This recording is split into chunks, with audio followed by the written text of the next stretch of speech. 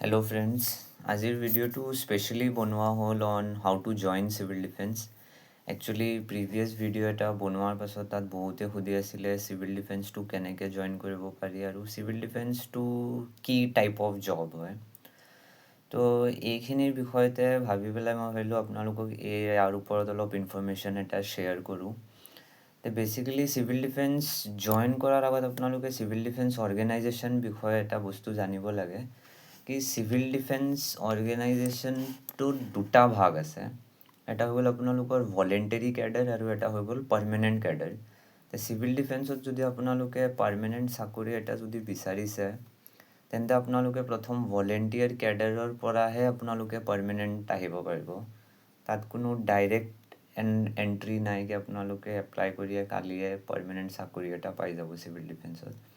তো বেচিকেলি আপোনালোকে প্ৰথমক নিজক ভলেণ্টিয়াৰ হিচাপত এনৰোল কৰিব লাগিব আৰু ভলেণ্টিয়াৰ থকা অৱস্থাত আপোনালোকৰ হাতত 3খন চাৰ্টিফিকেট থাকিব লাগিব। তেতিয়াহে গৈ আপোনালোকে নিজকে পাৰ্মানেণ্ট চাকৰিৰ কাৰণে এলিজিবল হ'ব। বেচিকেলি আপোনালোকৰ তাত নিজৰ ডিষ্ট্ৰিক্টত কৰা বেচিক ট্ৰেইনিঙৰ চাৰ্টিফিকেট থাকিব লাগিব, এডভান্স ট্ৰেইনিং কৰা certificate from Guwahati Panikhaiti central training institute civil defence and হোমগাৰ্ডৰ পৰা এখন এডভান্স ট্ৰেইনিং চাৰ্টিফিকেট থাকিব লাগিব। তাৰপাছত নেশ্যনেল লেভেল ট্ৰেইনিঙৰ এখন চাৰ্টিফিকেট থাকিব লাগিব NDRF একাডেমীৰ পৰা। বেচিকেলি প্ৰিফাৰেবলি আপোনালোকৰ চিভিল ডিফেন্স ইনষ্ট্ৰাক্টৰ ট্ৰেইনিঙৰ চাৰ্টিফিকেট থাকিব লাগিব। মুঠতে আপোনাৰ হাতত 3খন চাৰ্টিফিকেট থকাৰ পাছতহে আপোনালোকে পাৰ্মানেণ্ট চাকৰিৰ কাৰণে এপ্লাই কৰিব পাৰিব, এলিজিবল হ'ব।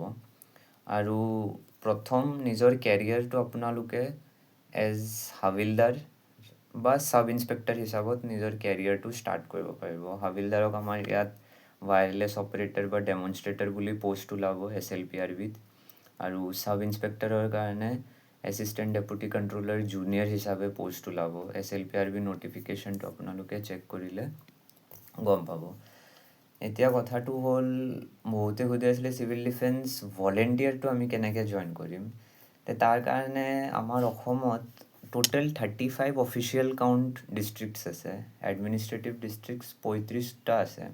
এতিয়া এই 35 ডিষ্ট্ৰিক্টছৰ মাজত অকল 15খন ডিষ্ট্ৰিক্টতহে আমাৰ চিভিল ডিফেন্স আছে। মানে CD ন'টিফাইড ডিষ্ট্ৰিক্টছ আমাৰ অনলি 15টাহে আছে। এই 15টাৰ নামটো মই আপোনাক কৈ দিওঁ এবাৰ।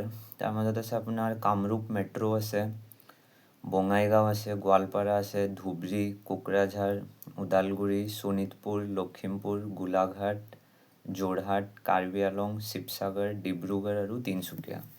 এতিয়া এইখিনি ডিষ্ট্ৰিক্টৰ মাজত আপোনালোকে যদি থাকে তেন্তে সেইখন ডিষ্ট্ৰিক্টত আপোনালোকে ডিষ্ট্ৰিক্ট কমিশ্যনাৰ অফিচ বা কণ্ট্ৰলাৰ অফ চিভিল ডিফেন্স বা আপোনালোকে ডেপুটি কণ্ট্ৰলাৰ অফিচত গৈ যোগাযোগ কৰিলে তাত আপোনালোকে ব্ৰিফ ইনফৰ্মেশ্যন পাই যাব। তাত গৈ আপোনালোকে নিজক ভলেণ্টিয়াৰ হিচাপত এনৰোল কৰিব পাৰিব। আৰু যিখিনি ডিষ্ট্ৰিক্টত নাই, এইখিনি ডিষ্ট্ৰিক্টৰ বাহিৰত, তাৰ কাৰণে আকৌ আমাৰ গভৰ্ণমেণ্ট অফ আছামে এটা স্কিম ওলাইছে চিভিল ডিফেন্সৰ কেপাচিটি বিল্ডিং ট্ৰেইনিং, যোনটো 1 উইকৰ ট্ৰেইনিং এটা হ'ব গৈ আছে গুৱাহাটী পানীখাটিত। এই কেপাচিটি বিল্ডিং ট্ৰেইনিঙৰ কাৰণে আমাক বেলেগ কিছুমান ডিষ্ট্ৰিক্টতো এইখিনি সুবিধা দিছে য'ৰ ল'ৰা ছোৱালীবিলাকে আকৌ চিভিল ডিফেন্সক ট্ৰেইনিং ল'ব পাৰিব আৰু নিজক এনৰোল কৰিব পাৰিব এজ চিভিল ডিফেন্স ভলেণ্টিয়াৰ্ছ। মই এইখিনি ডিষ্ট্ৰিক্টছৰ নামখিনি আপোনাক এবাৰ কৈ দিওঁ, আপোনালোকে মন দিব। নলবাৰী, বৰপেটা, তামোলপুৰ, বাক্সা, বাজালি, চিৰাং, চাউথ চালমাৰা মানকাছাৰ, ওদালগুৰি, বিশ্বনাথ, ধেমাজি, হোজাই, মৰিগাঁও, নগাঁও, মাজুলী, ৱেষ্ট কাৰ্বি আংলং, ডিমা হাছাও, চৰাইদেউ, এইখিনি ডিষ্ট্ৰিক্টতো এতিয়া 40টাকৈ কোটা দিয়া হৈছে। সেইখন ডিষ্ট্ৰিক্টৰ পৰাও আপোনালোকে এপ্লাই কৰিব পাৰিব চিভিল ডিফেন্সত। আপোনালোকৰ ওচৰত কনচাৰ্ণ CD ন'টিফাইড ডিষ্ট্ৰিক্টৰ পৰা যোগাযোগ কৰিব বা সেইখন ডিষ্ট্ৰিক্টৰ আপোনালোকে ডিষ্ট্ৰিক্ট কমিশ্যনাৰ অফিচত গৈও যোগাযোগ কৰিলে গম পাই যাব। তাৰ বাহিৰেতো গভৰ্ণমেণ্ট অফ ইণ্ডিয়া আৰু এটা ৱেবছাইট এটা লাগু কৰিছে, য'ত আপোনালোকে তাত গৈ নিজক ৰেজিষ্টাৰ কৰিব পাৰিব।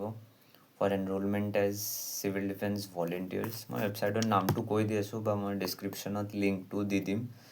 আপোনালোকে